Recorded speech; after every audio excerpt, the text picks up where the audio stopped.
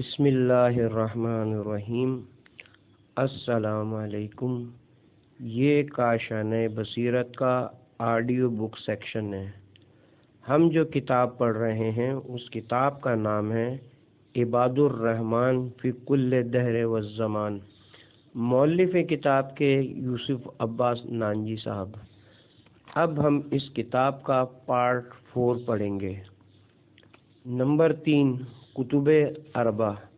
مذہب امامیہ میں احادیث کی کتب کے بارے میں یہ بات مد نظر رکھنی چاہیے کہ غیبت صغریٰ تک اکثر و بیشتر احادیث مبارکہ گڈمڈ یعنی آپس میں ملی ہوئی تھیں، لہذا حضرت شیخ محمد ابن یعقوب کلینی نے 20 سال کی محنت شاقہ اور جہد مسلسل کے نتیجے میں بہت سے سفر اور صعوبتوں کے بعد اپنی مشہور زمانہ کتاب اصول کافی مکمل کی۔ معتبر احادیث مبارکوں کو چن لیا، نیز سب کو الگ الگ عنوانات کے تحت باب چیپٹر بنا کر تالیف کیا۔ اس کے ساتھ ہی عقائد اور فروعات دونوں کو علیحدہ علیحدہ عنوان دیا۔ اس کتاب میں آپ نے ہزاروں احادیث مبارکہ جمع کی۔ اس ضمن میں ام المقدسہ، کاشان، بغداد، حلہ، سامرا، کاظمین اور دیگر شہروں اور مقامات کا سفر وسیلہ ظفر کیا اور یوں کافی مرتب ہوئی۔ اصول کافی کل 16,199 احادیث پر مشتمل ایک جامع کتاب ہے۔ آپ نے غیبت صغریٰ کا پورا دور دیکھا۔ مولانا صادق حسن صاحب کے ایک درس کی روشنی میں ایک اندازے کے مطابق آپ کا سن ولادت سن 2050 ہجری کے لگ بھگ ہے۔ جناب شیخ محمد ابن یعقوب کلینی عظیم کارہائے نمایاں انجام دے کر سن 329 ہجری میں خالق حقیقی سے جا ملے۔ کہا جاتا ہے کہ آپ نے 11ویں امام حضرت امام حسن عسکری علیہ السلام کی ولادت کا زمانہ پایا تھا۔ آپ کا لقب رازی ہے۔ ان کے بعد جناب محمد بن علی یعنی کہ حضرت شیخ صدوق نے احادیث مبارکہ کی عظیم الشان کتاب مرتب کی، جس میں آپ نے وہ تمام احادیث مبارکہ جمع کی جو آپ کے نزدیک قابل اعتبار تھیں۔ اس میں احادیث مبارکہ کی کل تعداد 9,044 ہے۔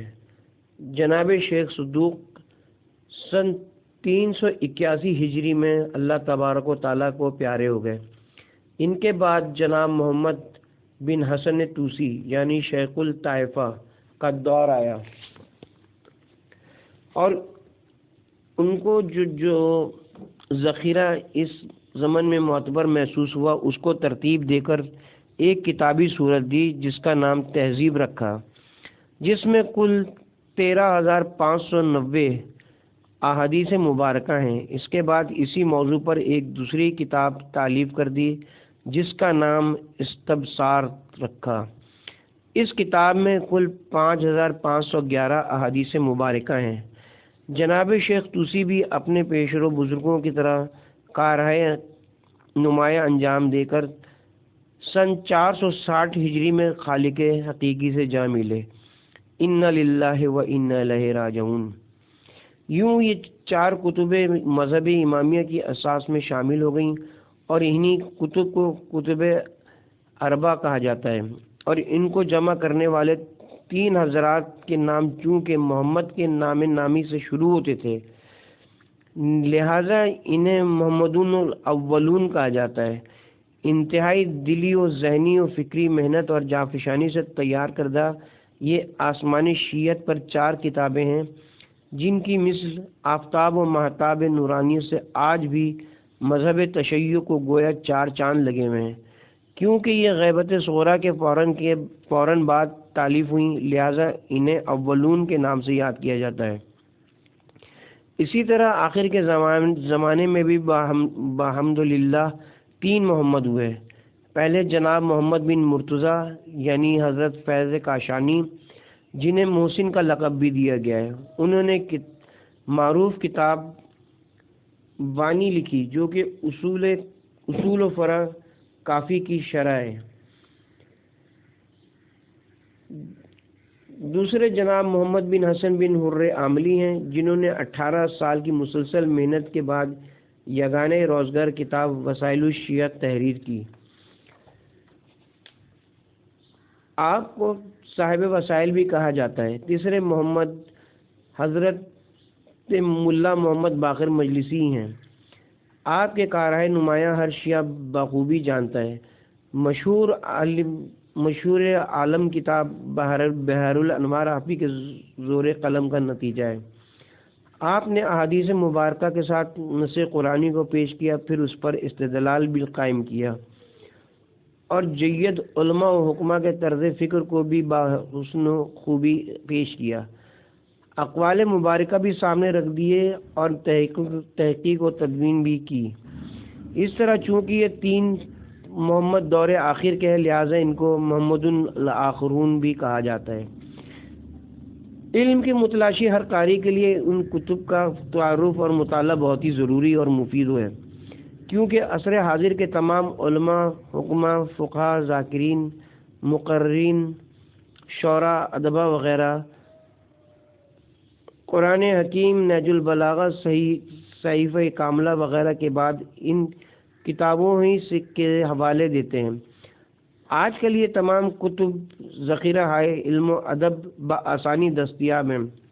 تمام انسانوں، تمام مسلمانوں، بالخصوص ملت تشیعیوں سے تعلق رکھنے والے ہر فرد کے گھر میں ان کتابوں کی موجودگی اور خاص طور پر ان کا مطالعہ باعث ثواب و رحمت ہی نہیں، انجام بخیر ہونے والی زندگی کے لیے اشد ضروری اور لازمی ہے۔ حدیث، علم اور علماء کی فضیلت و اہمیت۔ نمبر 4، حدیث میں ہے کہ علم کے 3 درجے بیان کیے گئے ہیں۔ جو پہلی بالشت پر پہنچا وہ تکبر کا شکار ہو گیا، جو دوسری بالشت پر پہنچا وہ عاجز و منکسر ہو گیا، جو تیسری بالشت پر پہنچا وہ جان گیا کہ وہ کچھ نہیں جانتا۔ قرآن مجید فرقان حمید میں پہلی وحی اقرا باسم ربک الذی خلق علم ہی کے بارے میں آئی۔ اپنے کلام پاک میں رب العزت ارشاد فرماتا ہے، اس کے بعد بندوں میں تو خدا کا خوف کرنے والے تو بس علماء ہیں۔ سورہ فاطر آیت نمبر 28۔ اسی طرح رسول اکرم صلی اللہ علیہ وآلہ وسلم نے فرمایا، علم حاصل کرو خواہ اس کے لیے چین جانا پڑے۔ علم حاصل کرنا ہر مسلمان مرد اور عورت پر فرض ہے۔ علم جنت کے راستوں کا نشان ہے۔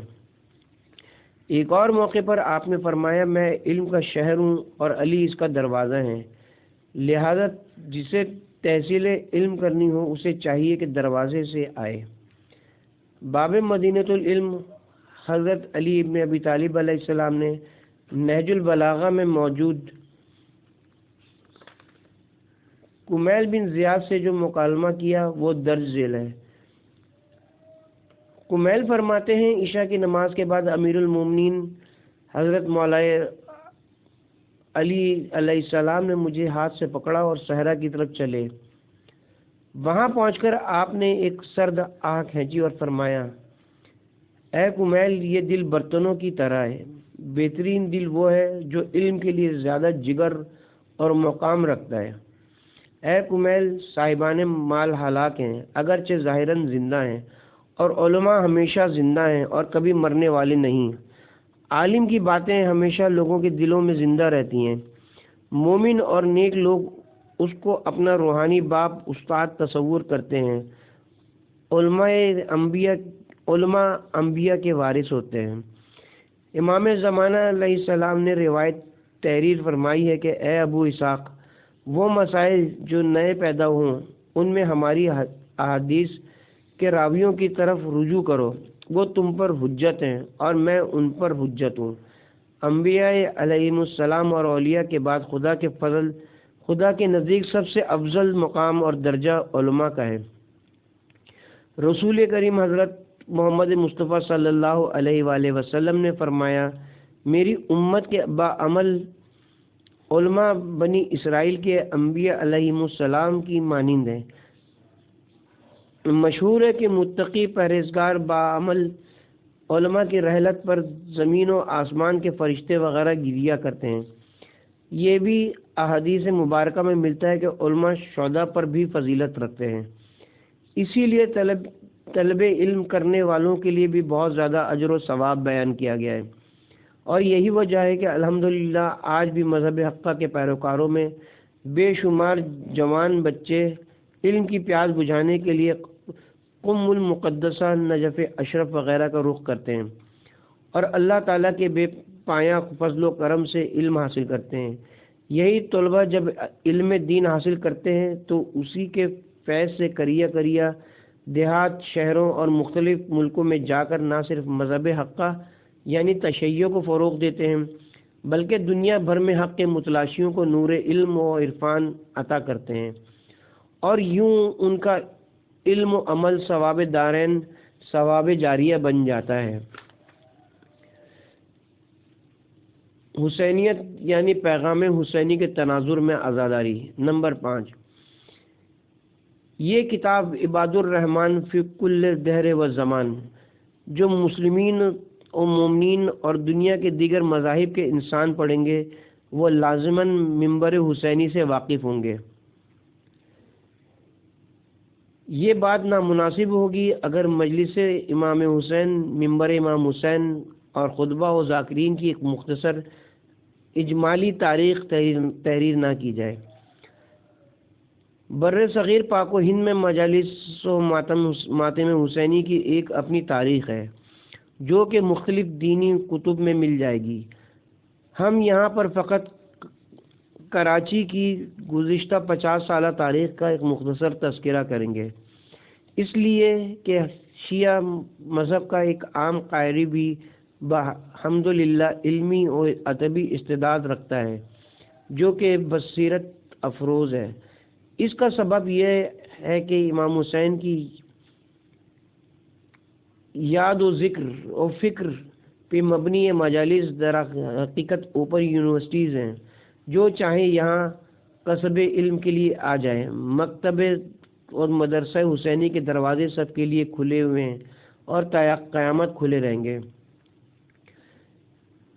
کراچی شہر کے خاص خطبہ کرام و ذاکرین جنہوں نے واقعی مذہب حقہ کی خدمت کی ہے اور بلا شبہ دین اسلام کے دونوں مضبوط فرقوں کی اکثریت ان کی مجالس میں شریک حاضر بھی رہتی ہیں اور ان کے اسماء گرامی درج ذیل ہیں۔ اس تحریر کا مقصد یہ ہے کہ الحمدللہ شیعہ قوم علمی ورثے سے مالا مال ایک علم دوست قوم ہے۔ مرحومین و مغفورین اللہ ان سب کے درجات بلند فرمائے، آمین۔ جناب قبلہ و کعبہ علامہ علی نقی نقن صاحب، جناب علامہ رشید ترابی صاحب، جناب علامہ سید ذیشان حیدر جوادی صاحب، جناب مولانا سید رضی مجتہد صاحب، جناب مولانا قلب عابد صاحب، جناب مولانا مصطفیٰ جوہر صاحب، جناب مولانا سید محمد دہلوی صاحب، جناب علامہ سید ابن حسن جارچوی صاحب، جناب مولانا سید ابن حسن کربلائی صاحب، جناب مولانا سید محمد نقی سہارنپوری صاحب، جناب مولانا غلام عسکری صاحب، جناب مولانا محمد اسماعیل دیوبندی صاحب فاتح ٹیکسلا، جناب مولانا سید اظہر حسین زیدی صاحب، جناب مولانا توقیر زیدی صاحب، جناب مولانا سید حسن ترابی صاحب، جناب مولانا مفتی نصیر الاشتہادی صاحب، جناب مولانا شبیر انصاری صاحب، جناب علامہ عقیل ترابی صاحب، جناب مولانا سید عرفان حیدر عابدی صاحب، جناب مولانا شفیع رضوی صاحب، جناب عباس حیدر عابدی صاحب و دیگر۔ بحمدللہ موجودہ خطبہ کرام و ذاکرین صاحبان، جناب قبلہ و کعبہ علامہ طالب جوہری صاحب، جناب مولانا ڈاکٹر قلب صادق صاحب، جناب علامہ آیت اللہ سید عقیل الغراوی صاحب، جناب علامہ سید رضی جعفر نقوی صاحب، جناب مولانا مفتی طیب آغا الجزائری صاحب، جناب مولانا حافظ تصدق حسین صاحب، جناب مولانا پروفیسر علی رضا شاہ نقوی صاحب، جناب مولانا صادق حسن صاحب، جناب مولانا سید جان علی شاہ قاسمی صاحب، جناب مولانا سید محمد علی نقوی صاحب، جناب مولانا سید حسن ظفر نقوی صاحب، جناب مولانا ڈاکٹر حسن رضوی صاحب مفسر قرآن، جناب مولانا سید شہنشاہ حسین نقوی صاحب، جناب مولانا نسیم عباس صاحب، جناب مولانا پروفیسر عبدالحکیم بوترابی صاحب، جناب مولانا سید شبیر الحسن طاہری صاحب، جناب مولانا سید علی احمد بلگرامی صاحب، جناب مولانا سید علی کرار نقوی صاحب، جناب مولانا سید علی مرتضی زیدی صاحب، جناب مولانا عباس کمیلی صاحب، جناب مولانا شبیر میسمی صاحب، جناب مولانا منور مہدی صاحب، جناب مولانا سید شبی واسطی صاحب، جناب مولانا غلام علی وزیری صاحب، جناب مولانا سید خورشید عابد نقوی صاحب، جناب مولانا سید محمد اون نقوی صاحب، جناب مولانا آغا نسیم الزماں صاحب، جناب مولانا منور نقوی صاحب، جناب مولانا سید قاسم رضا جارچوی صاحب، جناب مولانا سید کمال حیدر رضوی صاحب، جناب مولانا سید رضوان حیدر رضوی صاحب، جناب مولانا سید یاسر نقوی صاحب، جناب مولانا صادق عباس صاحب، جناب مولانا محسن علی صاحب، جناب مولانا سید باقر حسین زیدی صاحب، جناب مولانا ڈاکٹر سید ضمیر اختر نقوی صاحب، جناب مولانا حافظ ذوالفقار علی شاہ صاحب، جناب مولانا سید فرقان حیدر عابدی صاحب، جناب مولانا مرزا یوسف حسین صاحب، جناب مولانا سید شوکت حسین شوکت صاحب، جناب مولانا غلام علی عارفی صاحب، جناب مولانا محمد حسین کریمی صاحب، جناب مولانا محمد یعقوب شاہ آخوندی صاحب، جناب مولانا سید شہریار عابدی صاحب، جناب ڈاکٹر علی عباس صاحب، جناب ڈاکٹر سید ظفر حیدر صاحب، جناب مولانا محمد اکبر درس صاحب، جناب مولانا محمد اصغر درس صاحب، ذاکر اہل بیت جناب سید نسیم حیدر صاحب اور دیگر۔ ان علماء کرام اور ذاکرین و خطبہ عزائم میں سے ہر ایک اپنی اپنی جگہ پر محنت کرتا رہا۔ بہت سے نام طوالت کے باعث لکھنے سے رہ گئے، ان سب کی پرخلوص خدمات بھی اپنی جگہ قابل ستائش ہیں۔ خاص کر مولانا نقن صاحب قبلہ، جن کی مجالس میں پرانے وقتوں میں زبردست مجموعہ ہوا کرتا تھا۔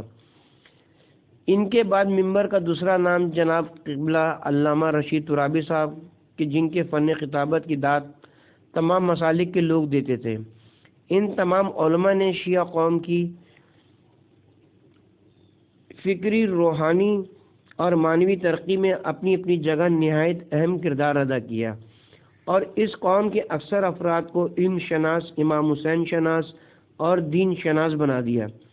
دل نے ہماری قوم کی اکثریت خدا پرست ہے، الحمدللہ۔ خدا کرے کہ عمل یعنی اعضاء و جوارح سے بھی خدا پرست ہو جائے، آمین۔ عہد حاضر میں علامہ طالب جوہری صاحب قبلہ قرآن کریم کی آیات کے معنی و مطالب کو بڑے دل نشین اور سادہ الفاظ میں سمجھاتے ہیں اور گزشتہ 40 برس سے ممبر پر فن خطابت کی جوہر آفرینی سے ثواب دارین حاصل کر رہے ہیں۔ بحمدللہ آپ ملت اسلامیہ کا اثاثہ ہیں۔ دقیق سے دقیق مسئلہ آسانی سے سمجھانا واقعی آپ کا کمال ہے۔ یہ سب ذکر حضرت محمد و آل محمد کا اعجاز ہے۔ آپ کے فرزندگان میں بھی ذاکری اور خطابت کا اثر آپ کی شب و روز محنت، خلوص اور کوششوں کا ثمر ہے۔ اللہ کرے زور خطابت اور زیادہ، آمین۔ اللہ آپ کو صحت و تندرستی اور شادابی و توانائی سے سدا ہمکنار رکھے، آمین۔ آپ کا خطاب سننے کے بعد قرآن کریم کی تلاوت کرنا ایک عجیب کیفیت پیدا کرتا ہے جو کہ تمام مومنین جانتے ہیں اور مانتے بھی ہیں۔ آپ کی عزت و توقیر تمام فرقوں اور علماء کرام سبھی کرتے ہیں۔ خداوند کریم سے دعا ہے کہ آپ سدا خدمت عزائے سید الشہداء علیہ السلام میں مصروف عمل رہیں۔ حجت الاسلام والمسلمین جناب مولانا صادق حسن صاحب قبلہ کی بھی ذکر امام حسین علیہ السلام کے حوالے سے نہایت گراں قدر خدمات ہیں۔ نوجوان نسل کے افراد کو داڑھی رکھنے کی طرف مائل کرنا، دیگر اسلامی تعلیمات سے بہرہ مند کرنا، نیز حج اور عمروں، مجالس اور محافل اور دیگر حوالوں سے آپ معاونیت سے بھرپور خاصا کام کرتے رہیں اور آپ کی مثالی خدمات قابل تقلید اور لائق قدر ہیں۔ اللہ تعالیٰ آپ کو مشن حضرت امام حسین علیہ السلام کے سلسلے میں اور استقامت نصیب فرمائے۔ اس کے علاوہ ہندوستان سے تعلق رکھنے والے جناب علامہ آیت اللہ سید عقیل الغروی صاحب قبلہ بھی ایک خاص اسلوب کے مالک ہیں اور آپ کی خطابت کی شان بھی ماشاءاللہ ایسی دل پذیر ہے جس کو لفظوں میں بیان کرنا آسان نہیں۔ یہاں میں علامہ عقیل الغروی قبلہ صاحبی سے سنا ہوا ایک شعر آپ کے ذوق معدت کی نظر کرتا چلوں۔ جب زباں پر کبھی آ جاتا ہے نام عباس، دیر تک ہونٹوں سے خوشبو وفا آتی ہے۔ یہ بہترین شعر علامہ سید ذیشان حیدر جوادی مرحوم و مغفور کا ہے، جسے علامہ عقیل الغروی ہر سال 8 محرم کو پڑھتے ہیں۔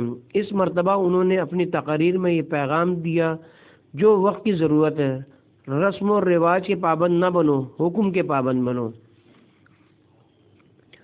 آپ کا خطاب سن کر مجلس اعظم میں سامعین اور ناظرین روحانی کیفیات کو محسوس کرتے ہیں۔ بحمدللہ جذب و کیف کا علم و معرفت کے تناظر میں آپ ایک سما باندھ دیتے ہیں، کچھ بتانے سمجھانے کی کوشش کرتے ہیں اور ساتھ ہی ساتھ سامعین اور ناظرین مومنین کرام کو بھی برادران عزیز کہہ کر جانچتے تولتے اور پرکھتے ہیں، پھر اپنا پیغام حق دے کر خاموش ہو جاتے ہیں۔ آپ کا ایک لفظ بہرحال بڑی سے بڑی بات کے بعد مسکرا کر بہرحال کہنا بہت پیارا محسوس ہوتا ہے۔ آپ بھی اتحاد بین المسلمین کے واقعی داعی ہیں۔ المختصر تمام بلند مرتبت ذاکرین و خطبہ صاحبان کرام نے شیعہ قوم کو بالخصوص اور تمام امت مسلمہ کو بالعموم ایک معنوی فکر دے دی ہے۔ لہٰذا اس کتاب کو پڑھنے والے ہر قاری سے یہی کہنا ہے کہ قرآنی آیات، خطبات نہج البلاغہ، علم اور علماء کرام کی فضیلت و اہمیت، کتب اربع ذاکرین و خطبہ کا بیان یعنی کتاب عباد الرحمن فی کل دہر و زمان، انشاءاللہ آپ کو ایک ایسی مجلس اعظم میں لے جائے گی جہاں حسینیت کے 72 تاریخی چراغ کبھی نہ بجھنے والے فیروزاں ہوں گے۔ اجتہاد کی برکت گزشتہ 131 سال یعنی سن 1300 ہجری سے سن 1431 ہجری عصر حاضر تک۔ نمبر 6، سن 260 ہجری سے 1431 ہجری تک کے منتخب جید علماء اور فقہا کے تذکرے کتاب ہاذا میں تحریر کیے گئے ہیں۔ سن 1300 ہجری سے سن 1431 ہجری یعنی آج تک مختلف علماء کرام اور فقہائے اعظام نے دین مبین اسلام کی دل و جان سے خدمت کی۔ انہی گراں قدر خدمات کے نتیجے میں اسلامی جمہوریہ ایران میں اسلامی انقلاب برپا ہوا، جس کے بانی حضرت امام خمینی رضوان اللہ علیہ ہیں۔ لہٰذا عباد الرحمن میں انہی علماء و فقہاء و شہداء کے حالات و واقعات کا تذکرہ کیا گیا ہے جنہوں نے جہاد فی نفس کیا اور کفر کے مقابلے میں بھی جہاد کیا۔ اسی تناظر میں ضرورت محسوس ہوئی کہ کچھ علماء جو کہ سن 1300 ہجری سے سن 1431 ہجری تک یعنی آج تک کے عرصے میں گزرے ہیں، ان کا تذکرہ بھی ہم یہاں بطور خاص کریں۔ جناب شیخ مرتضیٰ انصاری کے بعد مرجعیت کے اعلیٰ ترین منصب پر حضرت آیت اللہ سید محمد حسن الشیرازی المعروف شیرازی بزرگ، حضرت آیت اللہ سید محمد کاظم یزدی جناب مرزا محمد تقی شیرازی، حضرت آیت اللہ شریعت اصفہانی، حضرت آیت اللہ حجت کو کمرائی، حضرت آیت اللہ ہادی میلانی، جناب جمال الدین گل پائگائنی، جناب شیخ محمد رضا کربلائی، حضرت ہیبت الدین شہرستانی، حضرت سید عبدالعال سبزواری فائز ہوئے۔ آپ کے بعد جناب مرزا نائینی، حضرت آیت اللہ محمد فشار کی اصفہانی، حضرت سید عبدالحسین لاری، جناب شیخ جواد بلاغی تبریزی، جناب محمد تقی شوستری، حضرت سید محمود حسین شہروردی، حضرت سید محمد حسین شیرازی، آیت اللہ حضرت سید محمد روحانی، آیت اللہ حضرت شیخ محمد فاضل لنکرانی، آیت اللہ حضرت مہدی مدرس یزدی اور حضرت آیت اللہ علی صافی گل پگائنی، جن کی اسی سال سن 1431 ہجری آخر محرم میں رحلت ہوئی۔ آپ کی عمر 95 برس تھی۔ یہ اور ایسے دیگر بہت سے بزرگ گزشتہ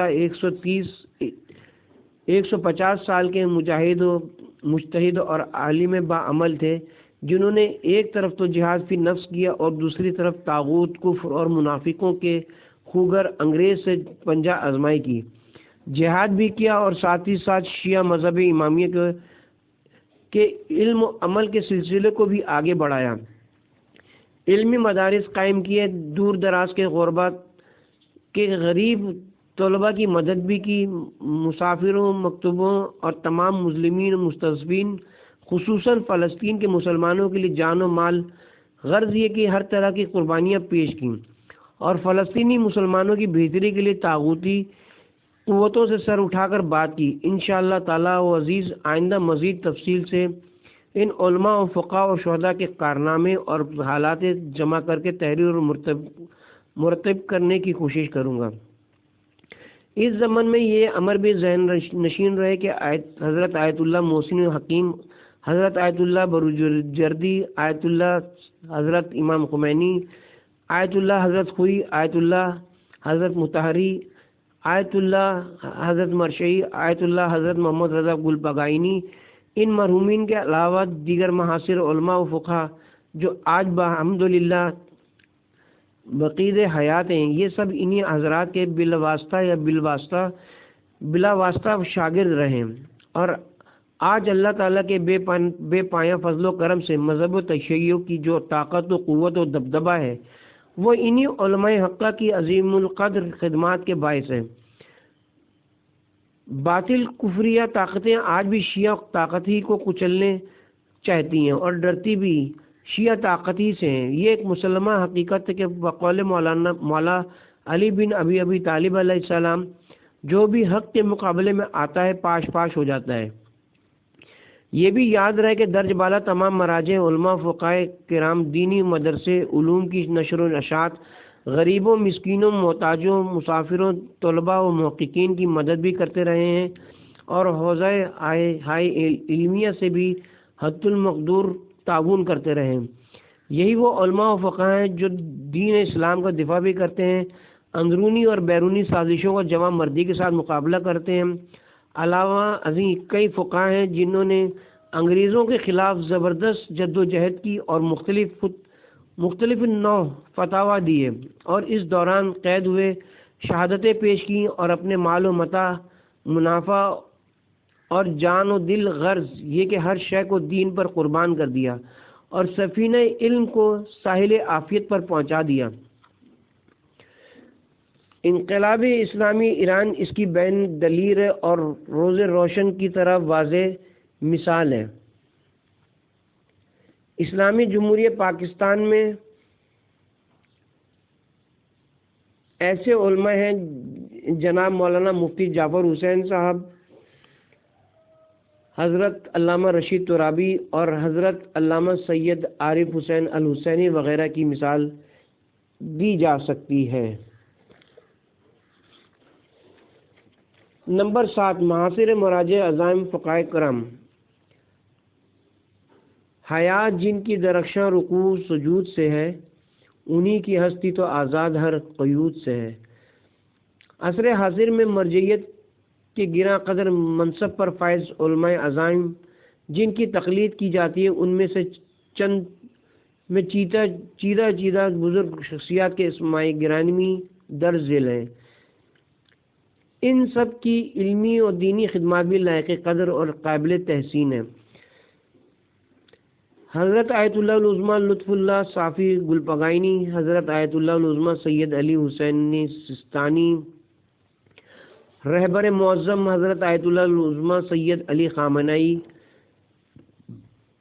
حضرت آیت اللہ العظمیٰ شیخ ناصر مکارم شیرازی، حضرت آیت اللہ العظمیٰ شیخ وحید خراسانی، حضرت آیت اللہ العظمیٰ حسین مظاہری، حضرت آیت اللہ العظمیٰ شیخ جعفر سبحانی، حضرت آیت اللہ العظمیٰ سید صادق شیرازی، حضرت آیت اللہ العظمیٰ سید شبیری زنجانی، حضرت آیت اللہ العظمیٰ سید حکیم طباطبائی، حضرت آیت اللہ العظمیٰ فیاض، حضرت آیت اللہ العظمیٰ موسوی اردبیلی، حضرت آیت اللہ العظمیٰ صادق روحانی، حضرت آیت اللہ العظمیٰ سید محمد شہروردی، حضرت آیت اللہ العظمیٰ سید حسین شہروردی، حضرت آیت اللہ العظمیٰ سید باقر شیرازی، حضرت آیت اللہ العظمیٰ سید محمد حسین فضل اللہ، حضرت آیت اللہ العظمیٰ شیخ محمد بشیر نجفی، حضرت آیت اللہ العظمیٰ سید عباس مدرسی یزدی،